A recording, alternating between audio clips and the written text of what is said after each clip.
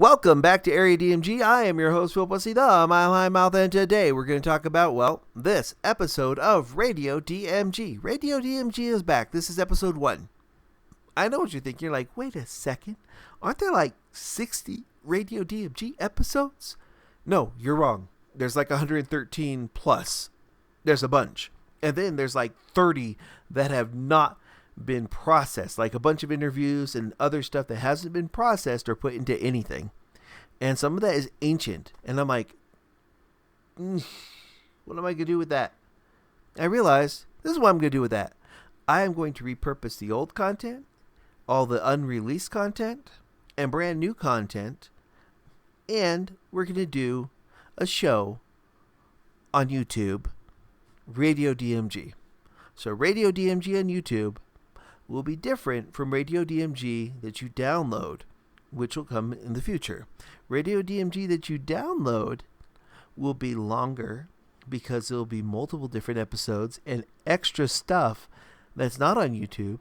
And then there's some stuff that's not on the MP3 version. So, 2 different versions, 2 different timelines. You have Radio DMG YouTube and then Radio DMG the other edition. Ooh, ha, ha, ha, ha.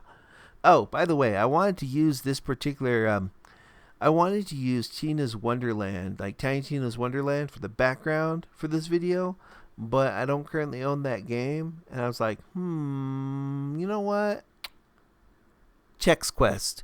You're getting this with Chex Quest. Chex Quest. A serial-related shooter. I feel like that's in the same spirit as Tiny Tina's Wonderland. So, Chex Quest.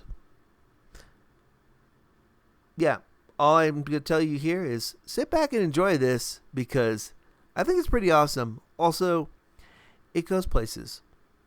Things go places, and they're good. I was a little concerned about the audio on this one because it looked a little low in all my monitors. And then when I listened to it with headphones, it came out fine. It was fine. In fact, the spatial audio works perfectly. People will sound to the left, to the right, to the front, or the back of you. This is not true binaural whatever sound because you can't hear height, but you can hear directions. And I think that's pretty cool. So slap on some headphones, tune in, turn up, tune out, or something like that. Yeah, I can dig it. Can you?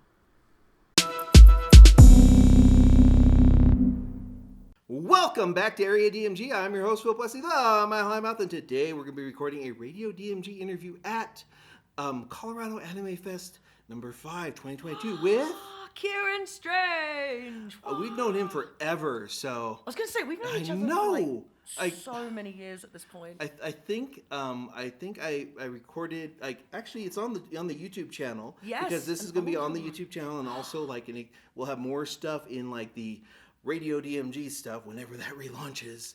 But yeah, this is the stuff that we've got in Area DMG. So make sure you hit those little pinned comments so that you can check out everyone's social media. But yeah, I've known you forever, dude. I was gonna say, yeah, it's been a really long time. The first concert you went to here. Remember, it's actually recorded. We have it in our stuff. Check out our concerts and things. Yes, it's you do. all there. Oh man, see, my COVID fog is slowly lifting. Wait, the COVID fog? You don't have it, do you? Did you get it? No, I had it. Oh my god, I had it last year. Oh. And it wrecks your brain, man. Oh. But it's not just that. It's just the pandemic brain of not remembering the world because you've been in your bubble for so long. It's remembering what the hotel was like. We're sitting in a room and there's a spinny portion of the wall with a TV on it, and I suddenly went, oh, I remember this is the convention with the spinny TV, and all that stuff comes back. It just does. I lucked out where I haven't actually gotten this thing, and to be perfectly honest, I mean, if you're going to call it a pandemic, shouldn't there be more black and white fuzzy creatures? I feel kind of cheated. A pandemic. Yeah, exactly. Oh, we need pandemic. That. Yes. All right, I want that. Can we have that exactly. instead? I'd rather we get invaded by fuzzy bear things, but they're actually more like raccoons. I was gonna say, you're talking about fuzzy bear things. I have a fuzzy bear thing. I brought my service dog in training that we're training with us to the convention, and he's having a whale of a time. Absolutely, Yeah. and you can totally see him through the audio, right? Yeah, I was gonna say, have a look at that Oh, yeah, face. yeah. Look at that Bunham. Look at you. Oh, we know. Oh, he's so cute. No, he's So- he's trying hard. I haven't seen, like, this convention hasn't been around since 2019. It's been a while. Yeah, it's been. We this missed is, 2020, 2021. 2021. Yeah, so it's been 3 years since we last saw each other because I think all the shutdowns happened right before last year, right before 2020. Yes. And we were one of the first cons here that had to cancel and be like, look, we can't do this. And then they tried again, and thankfully, like, the attendees were so incredible, and so many of them rolled their badges over again and again and again. And yeah, I don't think we would have been able to Tremendous do it without support. that. Yeah. And that's, like, fantastic about that. But how do you feel being back? It's weird because it's like you've got this sort of anxiety that you've always existed with, and we all slowly get over it, and then we go and we do 2 years in the hole, and then we come out and we're like, I don't know how to socialize anymore, and I don't remember people's names that I've known for years and years and years, and I don't, like, it's bizarre to try and get back into it. And I also feel that the first con I did when we got back, it was, I didn't pace myself. I paced myself the way I had done before the pandemic. Oh, no. And, I'm 3 years older, so Remember, it's like, no, it's like- a little tough. So Yeah. I think it's really nice to be back. I've got a lot of friends at this convention, so just sort of being able to hang out with them and see them again. And there's just not enough hours in the day, Like, why has it got to only be 3 days? Oh, I know. And, like, it's like, it's kind of our emergence day, We're just fresh out of the bunker. Went Yeah. to Target. They didn't take all my bottle caps. Oh, that's not I know, nice of right? them. They're Like, taking money? what is weird. money? I don't know. It's been weird. It's like kind of like that first episode of Kimmy Schmidt type thing. Yes. Oh my gosh. But yeah, so what have you been up to during the end of the world? Like everything. Oh my gosh. Right before pandemic and all that in sort of 2019, I fell into voice acting. I don't know if you can hear the dog You were drinking. probably pushed into it by all these people here, these bad influences. Yes, Joel McDonald. He's a terrible, terrible, terrible influence. Absolutely. We'll just make sure to put that in there.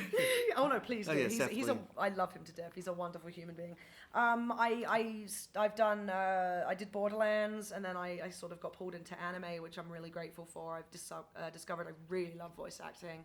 I really love stretching a different creative muscle for once, because I had some bad experiences in music for the last 10 years, so I kind of burned myself out.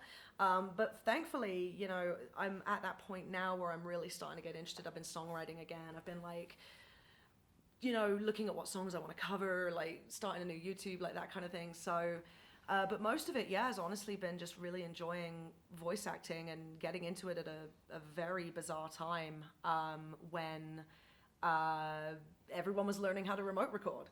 And so I had like a few months, 2, 3, 4 months of going into the studio and getting to record the traditional way. And then it was, okay, now I'm building a bunker in my house that is lined with foam, and I need to find money for a good mic, and everything kind of went crazy. So a lot of that. And then service dog training is something that I've been, my partner loves dogs, loves the dog psychology, the training techniques and stuff like that, and how to kind of teach a dog.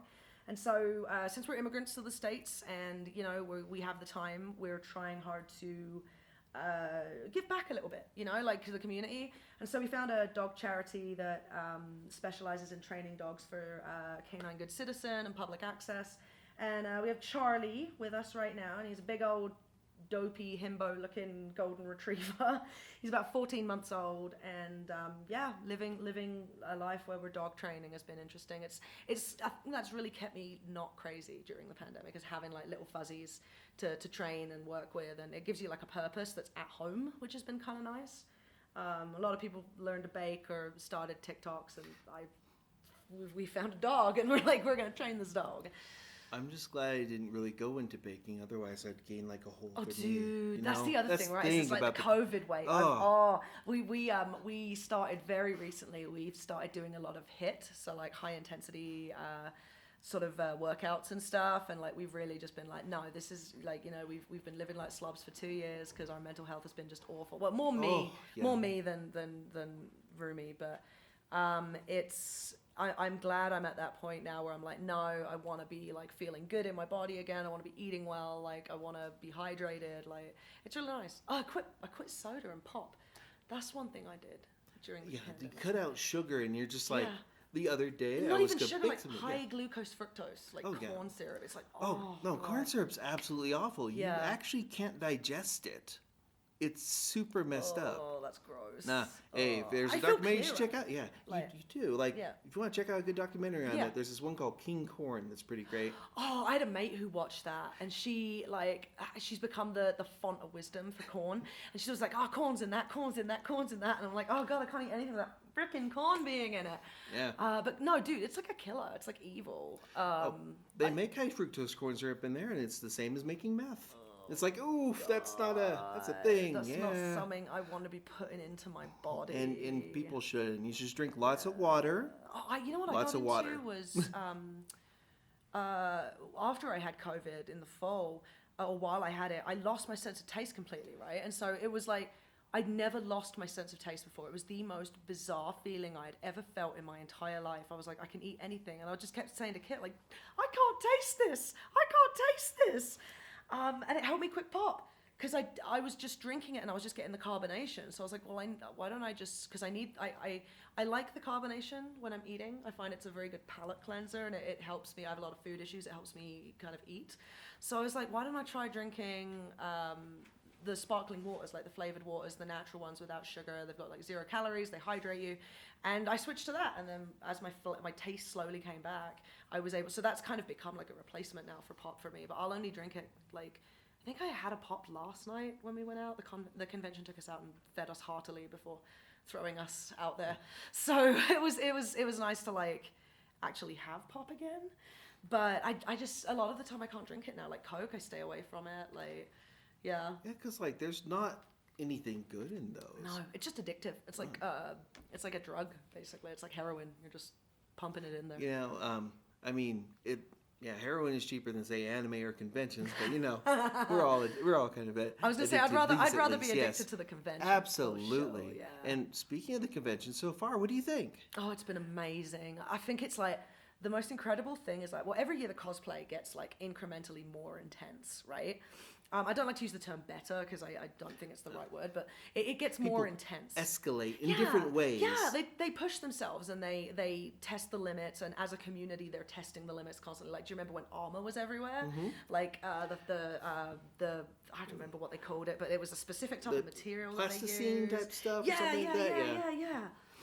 I remember when everybody was characters from Inuyasha, or everyone had the things from Bleach, and then none of the weapons, just the little thing there. And you're like, oh, yeah. that's all. And then there was the season of inflatables, so we had Pikachu's and T-Rexes everywhere. It's just interesting to see it change like year to year as people push themselves and like memes take up on the internet. But like I've noticed this year, like more people in cosplay on a Friday than I've ever seen before.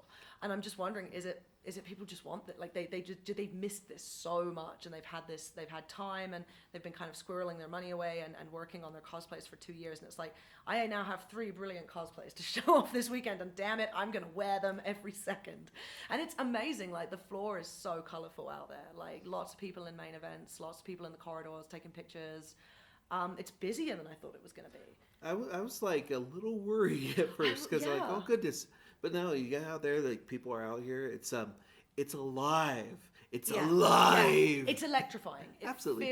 It feels like a sense of normalcy that we haven't had for 2 years almost. Yeah, it's kind of nice to get back to a lot of that, you know? And Just a lot of about. masks. I'm seeing a lot of masks. I'm seeing a lot of like social distancing, like not too many people packing into elevators, like People washing their hands. That was like the weird thing through this, where people are like, oh, I gotta wash my hands. I'm like, you weren't doing that before. Okay. What's wrong with you? Funny story. When I was Yeah? really, really, really young, like elementary school, first years, I had a terrifying phobia of public bathrooms, so I'd never wash my hands because it was more time in the bathroom than I wanted to spend. And I remember watching this video at school. We were about 6, And it was like this woman was talking about the bacteria on her hands, and I remember her saying like, I haven't washed my hands all day, and there's all this dramatic people like dive into the side being like, and I sat there and went, oh, maybe I should wash my hands. And that was when I started washing my hands. I was shamed into bacteria madness. Yeah, bacteria madness on my hands. So all these like, hungry tardigrades and stuff.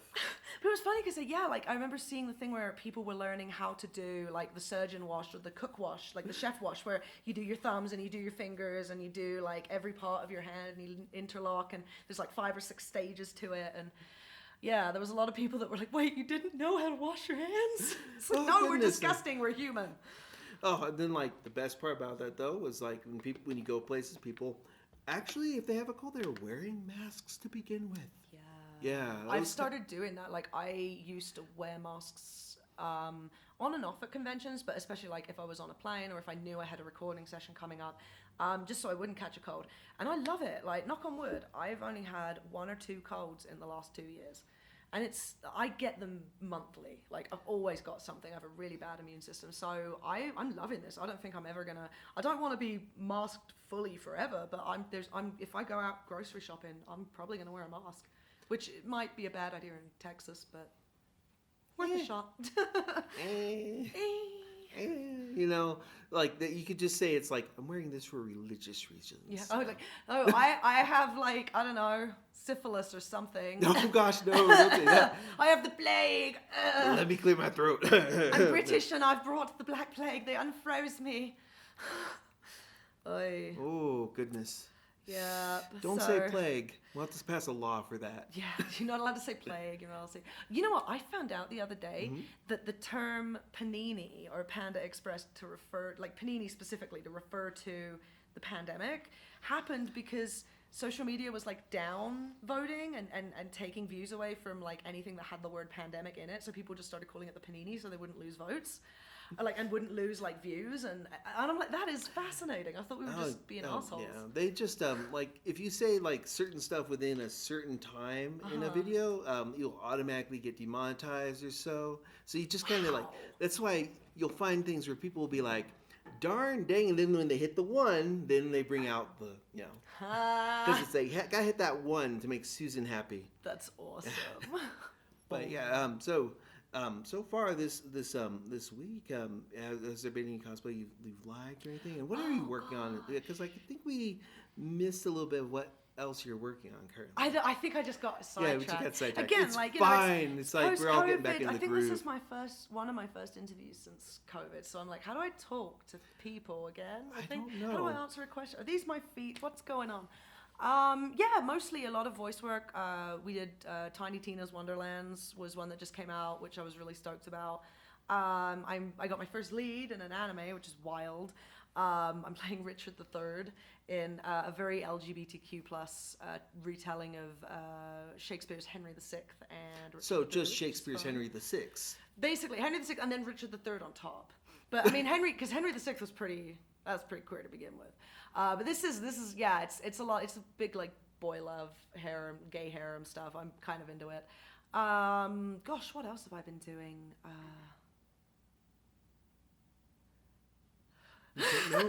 My manager just cleared her throat, and I thought she was trying to tell me something. She just kind of looked at me with these wide eyes. I'm like, I don't know. Are you mouthing something to me behind your mask? I can't tell. Mostly just existing. Oh, yes. So it's kind of cool that I got to be in this show because I've always known that my family traced back to sort of like there was a barony, the Ciarán Strange, which has been remade a couple times. And I knew that we would trace back to, we basically came over in 1066 when William the Conqueror brought all his like Norman rich families. We were the Lestranges. And I found out through just sort of tracing our family history back as far as I know that my folks have traced our family history back on my dad's side. I discovered that one of my relatives was married to the sister of Elizabeth Woodville. So I'm like, who married Edward IV.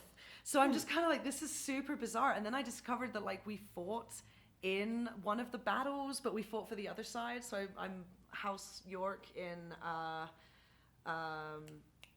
Requiem of the Rose King, and then my family were very much like Lancastrian, like they were pitting for that. And apparently we had a knight, a Sir Thomas Strange, I think his name was, and he was in the court of King Henry VIII. So I'm like, I had no idea that I had such a wild link to that time period. So I'm like, it's made it more interesting to like kind of like go through and see the show. Like, so to translate that for Americans, what he's saying is he's playing a Hatfield and his family were the McCoys. Yes. Or if you want to go for the more obvious one, I'm playing a Stark, but my family are Lannisters. Oh. So, yeah. Because I didn't realize all the links until I sat down and properly read the plays. I was like, oh damn, they really did just like, this literally is the War of the Roses, just in a fantasy world with dragons that show up eventually. Eventually. And then the seasons go down from there? No, just kidding. They probably won't. Everything will be great. I've heard season 7 ends really well. Like, oh, absolutely. Oh, I'm sorry if you're a Game of Thrones fan. We don't talk about those spoilers or anything. It's okay. Game of Thrones fans just like going to the Firefly fans, and the Firefly fans like, come here, it's okay. They're like, at least we got a movie. Yeah. Yeah, you got your movie. We know. And stuff. So, pretty much it's been a wild, crazy ride. Like this whole thing, everything with that. It's kind of great to get out there and do all that. And have all that. So it's been rewarding. Yeah. It's been really cool, especially as a transgender actor in the community. It's a lot of people have really championed me. And it's really nice to have that. Like the show I'm in right now, Sean Gann is the director, and he has such an eye. Like he really wants to cast a very queer and like a very genderqueer cast as well, which I'm really appreciative of. Like a lot of trans talent in that show, and a lot of gay talent, a lot of genderqueer talent. It's really cool. It's really rewarding to see. Because I think they did that with another show, or several other shows where they've had like full-on POC casts and just been like, we could do it. Like we proved that there's a lot of talented like actors of color out there. So it's really cool to see it done in a queer way. I know that there was another anime that had a lot of non-binary. It was like kind of like the non-binary actors all kind of were in this one show. Athena, Pirate Princess, and it's just really cool when you see that like a director is like super aware that you exist and they want to feature you. It means a lot. So. Because then you can bring a lot of life experience into the role. Totally. Because like that makes the acting a bit more authentic. Totally. Like right? with Richard, Richard's actually intersex in this. So when we talk about like the deformed lump, very much his problem with his body is with his intersexuality. He's grown breasts. Is like the main one we really focus on. There's other gender non-conforming, non-traditional sex parts. But with Richard, the one thing he really focuses on is the breast issue. And so for me, it's like very cathartic and like kind of crushing at the same time, because it's definitely reaching into your soul and tugging at that one loose string on the sweater that you know is. But you're kind of living through the art and experiencing it in a way that is painful, but is also very cathartic and very like it's a good release. And it's nice to know that you're sharing that with other people and you're seeing people on the internet relate to it and be like, oh my God, like I hear how stressed your voice gets when in this one particular like moment. And I'm like, oh my gosh, like that's so cool that you heard that, because it was a line that really broke me, like in a sense, which is really cool. Like with Tiny Tina's Wonderlands, Paladin Mike is Lorelei from Borderlands is OC that they play when they're doing their Bunkers and Badasses games. And so it was interesting to play as if Lorelei were role-playing as her real self, like as a guy, how she wanted. And it was fun because like there were points in the game where you could imagine at the table she's had time to kind of like pull herself together and sink her voice down, and Mike's voice really drops and becomes a little lower. But during those moments of like high stress and high intensity, it creeps back up there. So it's like trying to kind of get across that feeling of struggling to find your voice and what your voice is. And it's been really cathartic. I love the direction that games and anime are going in, and Western cartoons too. Like it's been really cool to see it happen. So where can people see all this stuff? Because like Ooh. our time is almost up here. I'll make Yeah, sure it's that cool. we I can could talk to you promote for where hours. people. We want to make sure we can promote where people can see your stuff. Sure. So a lot of the anime I dub with is Funny Roll, Crunchyroll. Now. I think it's just Crunchyroll now. They Anime ate next Funimation. level, hashtag. Yeah, it was like one ate the other and got bigger. The merger, yeah. So a lot of it is Requiem, I believe, is on Funimation right now. But everything's slowly porting over to Crunchyroll. But that's, yeah, you can watch. I highly recommend it if you're queer and you're listening to this and you're interested. It's called Requiem of the Rose King. It's by Aya Kano, and it's on Funimation. And we're just about to, I think we post episode 12 this Sunday, so the Sunday of the convention. So you can binge an entire core of it like right away. And there's a lot of good talent in there. J. Michael Tatum plays the Richard of York, so the Duke of York. Brandon McInnes is in there. Kaylee McGee. Like a lot of really good queer talent in there. So I'm really excited for it. And then yeah, Tiny Tina's Wonderlands I believe is available on Epic Games. And there's full crossplay. So if you're a console peasant like me, but your buddy plays on a computer, you can totally still play together, which is really awesome because I know that's something that Borderlands players have been screaming for. So yeah, definitely check out Tiny Tina's Wonderlands. It's getting some rad reviews. I've seen a lot of people saying it's like probably the best Borderlands game. It puts a different spin on it. So I really highly recommend that. And then yeah, just find me online. Find me at Ciarán Strange, Ciaran. Strange as in weird or doctor. I need a PhD. That'd be so cool. Yeah, and check me out online. Come say hi on Twitter. I'll follow you back. It'll be a good time. Yeah. I follow Area Absolutely. DMG as well. Oh yeah, like Radio DMG, all that stuff. We did like 60 episodes of Radio DMG, and we're gonna relaunch it because I have about 60 episodes of content I haven't put up yet because pandemic. And you know what? Give yourself grace as well. And like listeners, like give yourself grace. Like this has been, we were talking about this right before we turned the mic on. We were talking about how it was like 6 months of, okay, what the fuck is happening? And then 6 months of, okay, I can do this. I've got this. And then the last year, everyone's just been, or not everyone, but most of us have just been so tired. And we're just so bored, but we want to keep going and we want to keep pushing. It's like, I don't want to die now. We want to keep being good and not slack before it is more taken care of. Just give yourself grace. Things will get better. Yeah, things will get better eventually. Give yourself grace to at some feel point. like this isn't, we're not meant to be lone. We're meant to be herd creatures and we're meant to be around each other. And like, we have enough trouble with being awkward socially. Like, we don't need to take 2 years off and then come back. So give yourself some grace when you get back out there. And like, if you're immunocompromised, you're staying at home, or you know people who are immunocompromised, so you're staying at home. Like, know that, the world, we're not going anywhere. We're going to see you soon, and just give yourself a lot of grace right now and just let yourself feel the feelings because they're valid and it's not easy. And everyone's stressed and there's all this unknown. So just let yourself breathe and give value to what you've gone through over the past 2-3 years. Remember, you matter. Like, that type. Yeah, no, it is. We do matter, and like your feelings matter, and this is not something that we ever thought we'd have to deal with. So, yeah, be good to yourself. Absolutely. Well, thank you very much for this interview. No worries. And we've been here at Colorado Anime Fest 2022. This is the fifth one. Sort is of. It really the fifth one? Yeah, well, sort of. It's like 5.7 or something like that. It's Colorado Anime Fest is like that person that's just turned 23, but they tell you they've turned 21. Yeah. Pretty much, that type of thing. because they never celebrated their 21st birthday. They never got to, because they were like in hospital or something. And so now they're like, it's my 23rd birthday, but we're going to celebrate like it's 21. They're 29 forever, or 39 forever, that type of thing. Just towing 30 behind you.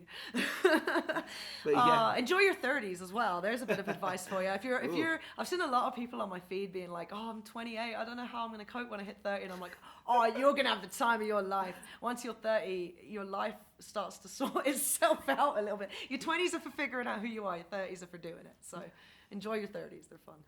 Well, and with that, until the next video comes out, or rather next interview, you are now caught up. Woo! Morning, Maya.